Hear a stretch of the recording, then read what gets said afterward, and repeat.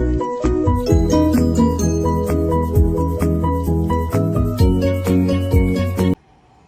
good evening, and welcome to a new episode of Arguably the Reading Quest.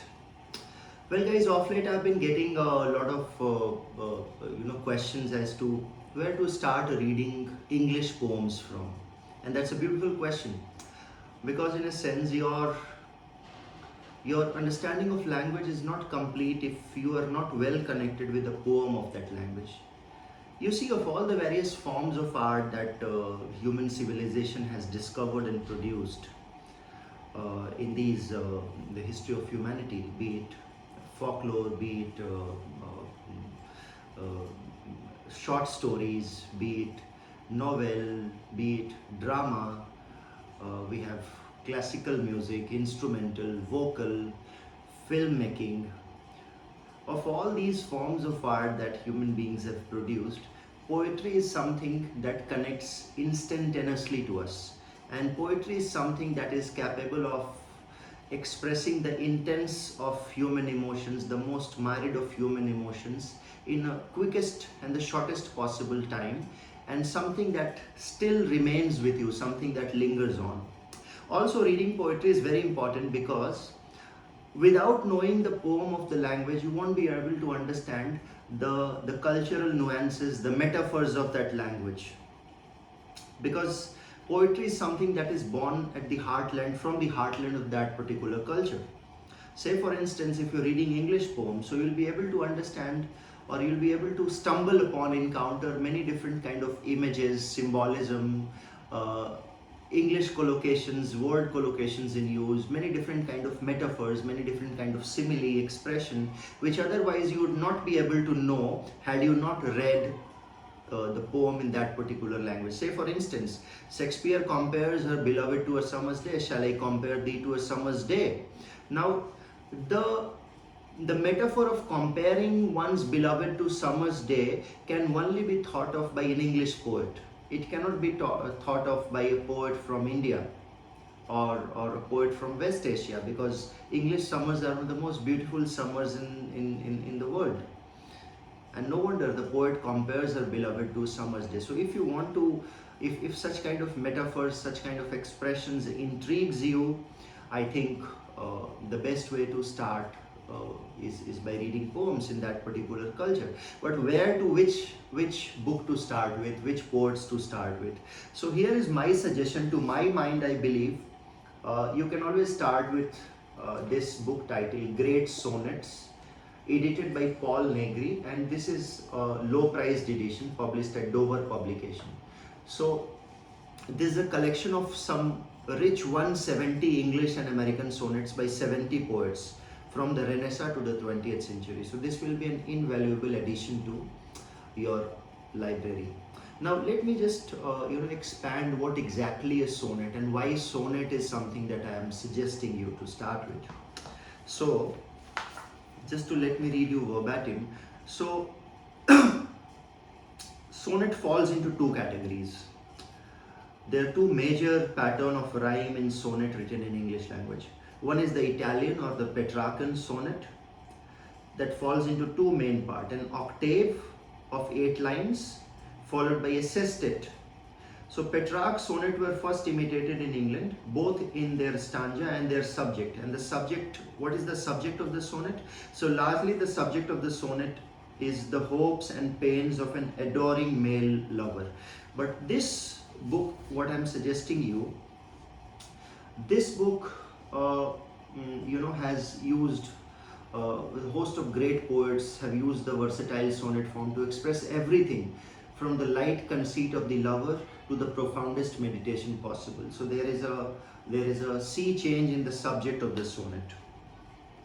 The second kind of sonnet, which is used by English experimenters in the 16th century, and also developed a stanza form called the English sonnet, which is the Shakespearean sonnet after its greatest practitioner. So the sonnet fall into 3 quatrains and a concluding couplet.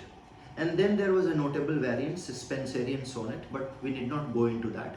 So please know that sonnet is divided into 2 main parts. One is an octave followed by a sestet, okay, or the English sonnet. So the Petrarch form was later used and for a variety of subjects by Milton, by Wordsworth, by Christina Rossetti, by D.G. Rossetti and other sonneteers.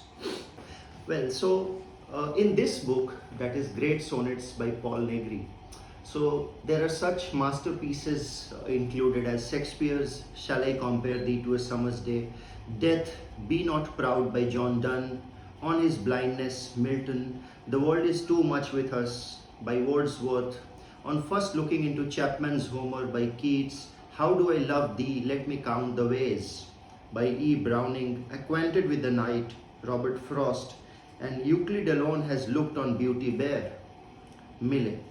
So this is a very inexpensive treasury of collection of sonnets, where the subject has varied from the light conceit of the lovers to the profoundest meditation possible. Let me read out two of my favorite sonnets to you.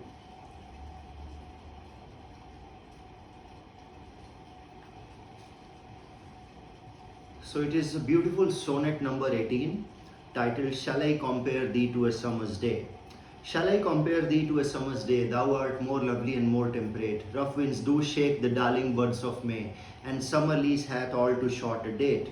And sometimes too hot the eye of heaven shines, and often is gold complexion dimed, and every fair from fair sometimes declines, by chance or nature's changing course untrimed. But thy eternal summer shall not fade, nor lose possession of that fair thou owest. Nor shall death brag thou wanderest in his shade, when in eternal lines of time thou growest.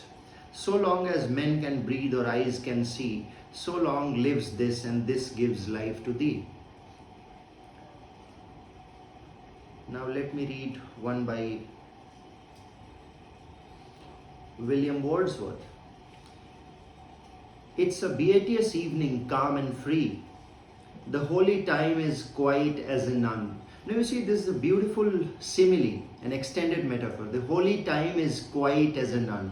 So some kind of evening meditation or prayer time that the author describes here, and the time is quiet as a nun. So now this can only come from a religious minded English poet and a religious minded poet from Europe. This cannot come from a poet from India or West Asia.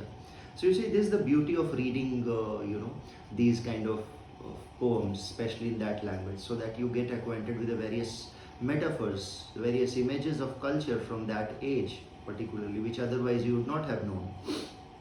So I again repeat, it's a beauteous evening, calm and free. The holy time is quiet as a nun. Breathless with adoration, the broad sun is sinking down in its tranquility. The gentleness of heaven broods over the sea. Listen, the mighty being is awake, and doth with his eternal motion make a sound like thunder everlastingly.